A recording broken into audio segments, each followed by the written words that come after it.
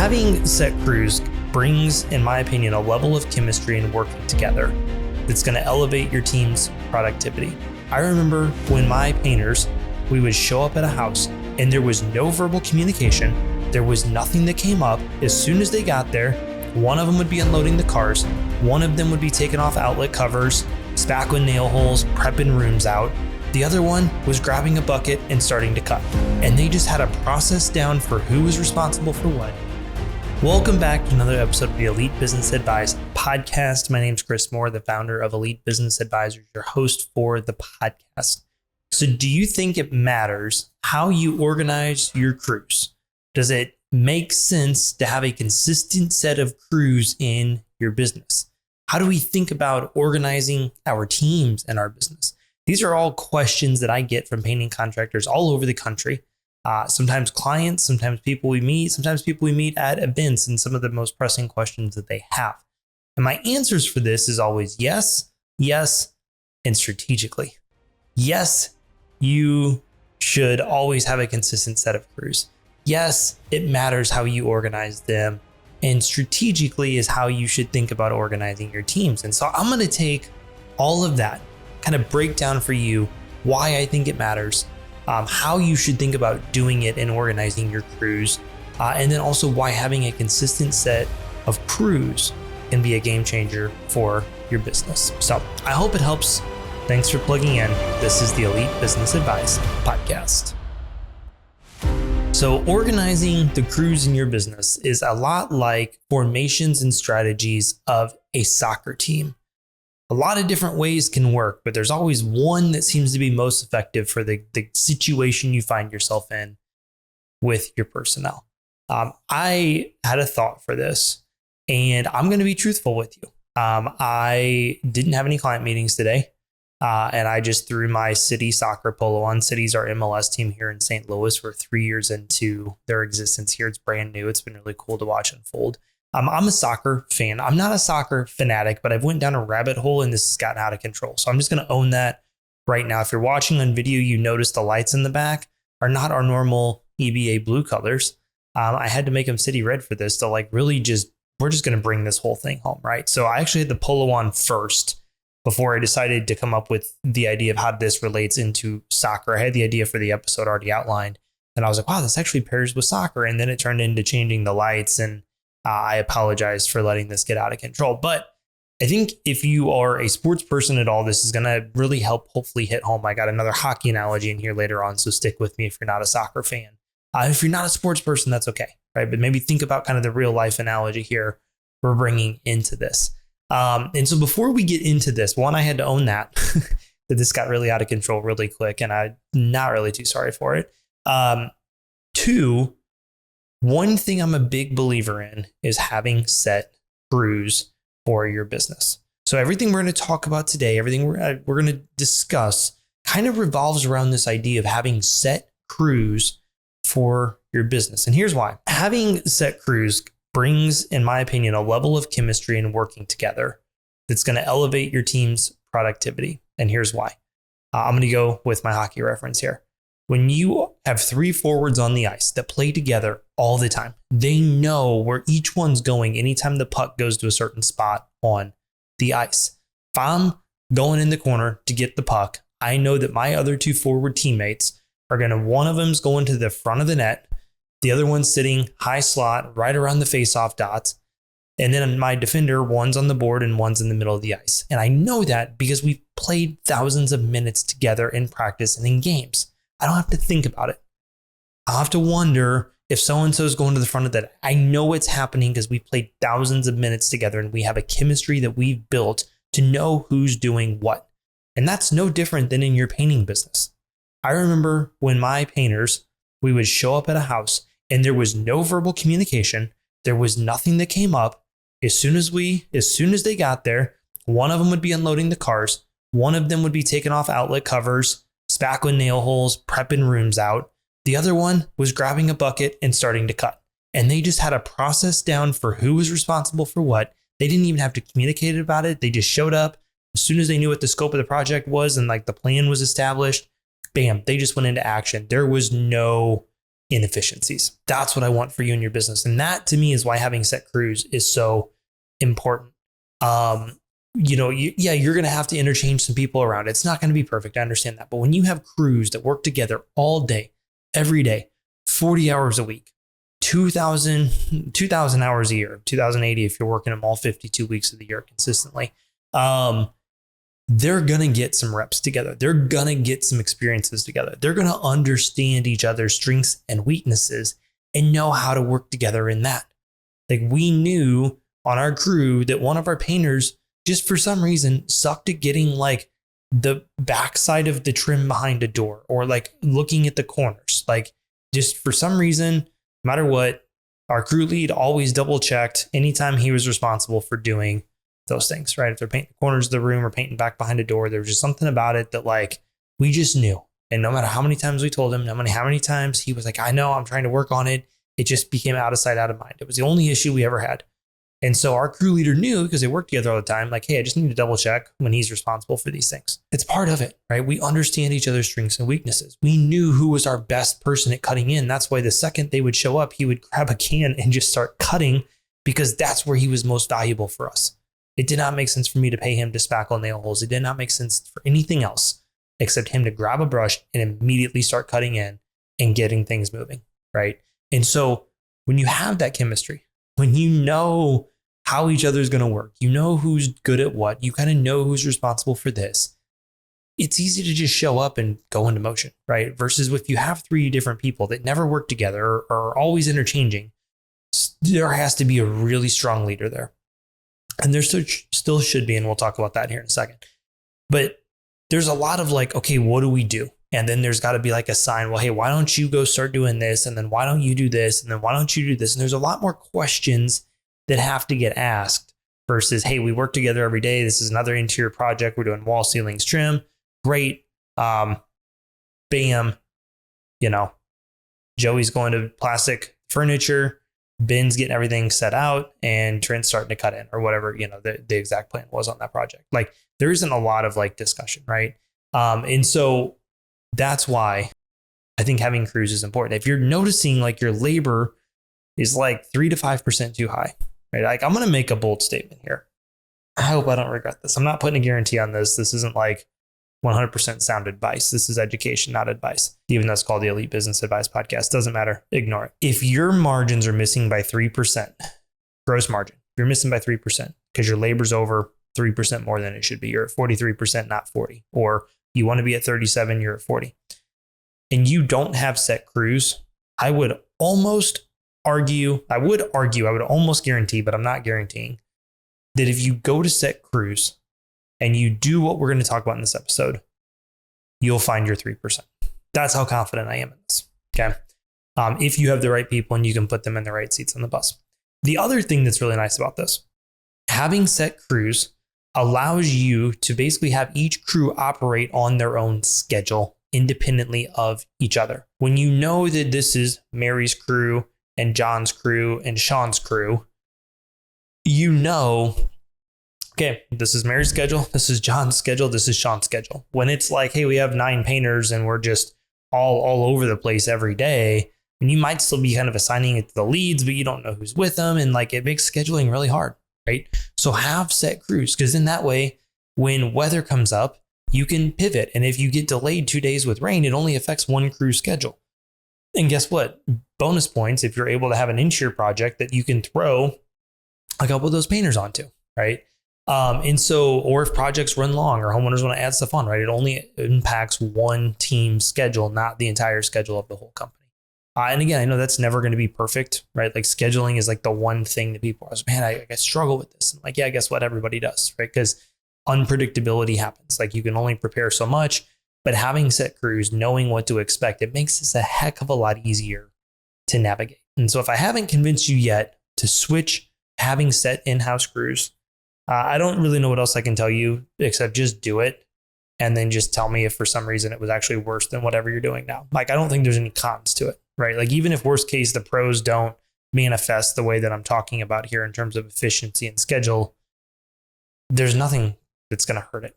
Okay. And I don't even think it's possible for it to not get any better. But And again, I'm benchmarking against hundreds of people. We've helped them through this. So with that being said, here's a couple of things I want to think about as far as how you're organizing your teams. There's kind of two ways you can think about this. Number one, which is by size or by job size. So let's say that you have a crew and you have 9 people in-house, and it's pretty normal to do 3 crews of 3. We seem to have found that for the most part in the industry, like a crew of 3 is like very efficient. Crews of 4 become inefficient. Crews of 3 are typically only inefficient if they're on really small projects. But it's a good thing. Again, normal would be 3 crews of 3. Sometimes you may want to think about it. If you have a big range in your average job sizes, you might actually make more sense to do a 2, 3, 4. I'm going to get into my soccer terms here. A crew of 2, a crew of 3, and a crew of 4. And here's where I'll kind of say this. If your average job size, or you have a lot of projects under 5K, having a crew of 2 may not be a bad thing. They can be efficient, and typically they can still knock out projects. I mean, I look at it like this. Based on the benchmarks that we look at to say that an average painter should produce $10,000 a month in revenue, top line revenue, that equates out to $500 a day in revenue. Okay, if you have a $5,000 project, 2 people should be able to finish that in a week. And I don't really see any homeowners that have an issue with somebody being in their house for a whole week when it's a $5,000 paint job, typically, right? Now, again, a crew of 3 on a $5,000 project, nothing wrong with that. You're going to get it done in probably 3 to 3.5 days then. There's nothing wrong with that, right? But sometimes when you're talking pure efficiencies, crew of 2 is going to be more efficient. Yes, it's going to take them a little bit longer, but again, efficiency and higher margins. Crews of 3 are great for your average job size, 5 to 8,000, somewhere in that ballpark, right? Like I'm trying to look at this from a point of view of if you had this many people and you had a job, could they get it done in a week, right? A $7,500 job with a crew of 3 should be able to get done in a week, again, based on these averages we're talking about.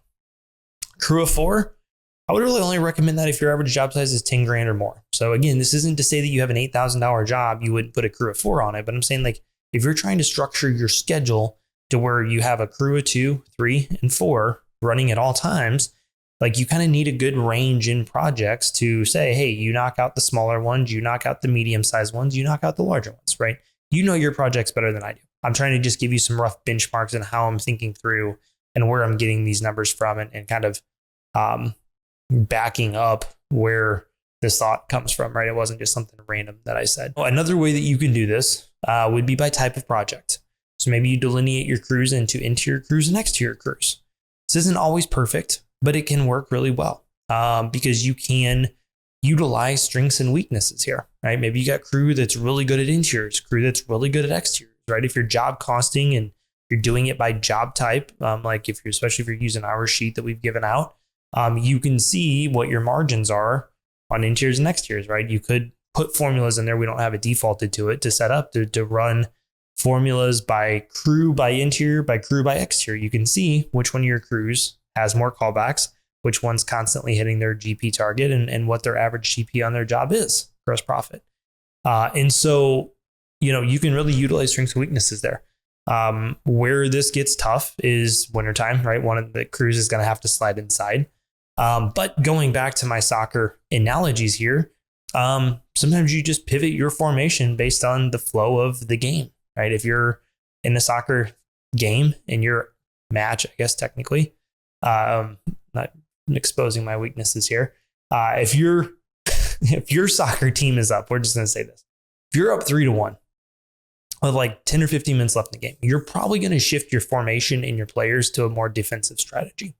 Now, you wouldn't see this a lot in some other sports, but you do see that happen even in basketball, right? They might take out the 40-point scorer to put in the guy that has more blocks, steals, and rebounds, right? And so you're going to shift your strategy a little bit and be more defensive in different seasons. It's no different than in your painting company that when you can't paint outside, you're going to start shifting things around. And so maybe you kind of have your exterior season set of crews, and then maybe you have to shuffle some stuff around and pivot to prepare for the 3 to 4 to 6 months you'll be inside.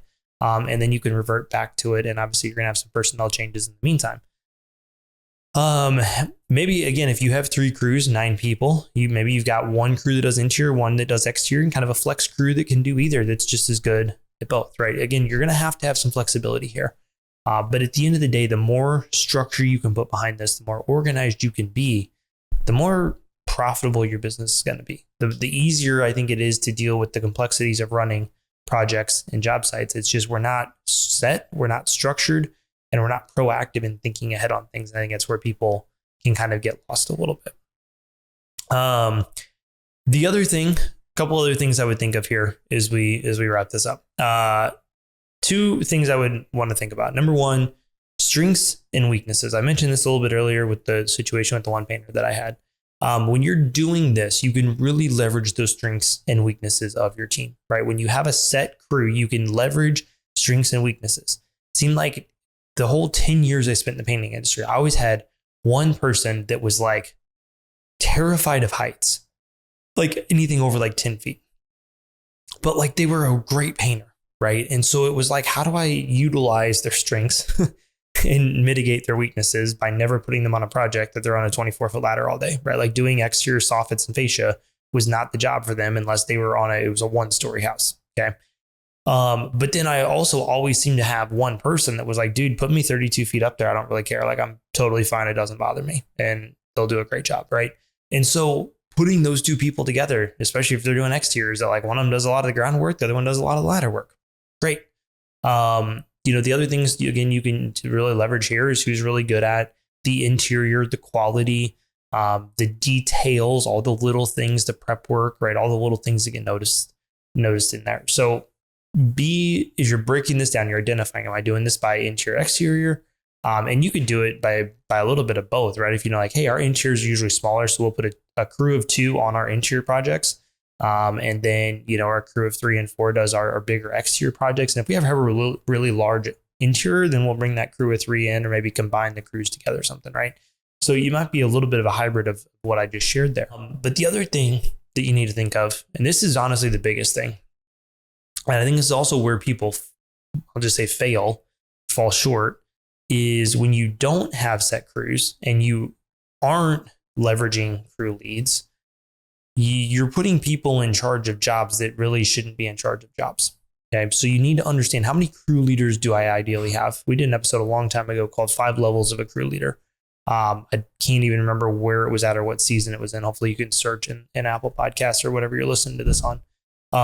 If not, DM us and I'll go find it and send it to you. But you need to understand, how many crew leads do we have? Like, what is the number of people that are able to lead a crew? Even if it's a crew of one other person, right? It's them and one. Even if they're running a crew of 2, can they lead the crew of 2? Right? The minimum things I'm looking for in a level 1 of those 5, I'll just say this, like the entry level crew lead has to be able to communicate with the customer and be a liaison with you to give you updates and to check in on things and to either put a project plan together and see it through, or worst case scenario, take the project plan for you or your project manager and see it through to completion. Okay. So they have to be organized. They have to be able to lead, have to be able to orchestrate things, even if they aren't creating the plans, even if they aren't doing the final walkthrough just yet, but they're at least able to take everything you've given them, see this project through to completion, and be a liaison between the customer and you or the project manager. If they can do that, they can be a good crew lead. Okay. And then obviously we will grow their skill sets from there. But how many of them do you have and how good are they? I've seen plenty of cases where somebody has 9 painters and they have 4. They tell me they have 4 jobs going at one time. And I'm like, you only have 9 people. Like, how do you have 4 jobs going? And like, I know you run crews of 3 and 4. And they're like, well, we had to split up here and we had to split up here and we had to split up here. And I'm like, okay, cool. So you only have like 2 leads. And they're like, yeah, well, so-and-so's running this project and so-and-so's running this project. Not to mention, the only person doing any running is the owner or the PM running to all 4 job sites and just constantly dealing with chaos. And the reason why is they have more crews than they do leads. And that's not a good spot to be in. That's usually when inefficiencies happen. That's when quality control happen, or quality control gets out of control. And that's when they're just running around like crazy. It's because you have more jobs going than you have leads. You should never have more jobs in progress at one time than leads that you have in your company, unless obviously you had to pull off something. That's a different story. But if you have 4 job sites going today and you only have 2 crew leads, that's part of the problem, right? 2 crew leads means no more than 2 jobs in one day. And if you have to split it up, you have to, again, we have to make sure there's a calculated risk, or you're there kind of being that crew leader or checking in on them frequently again, or your PM. So those are the couple things to think about. You leverage strengths and weaknesses.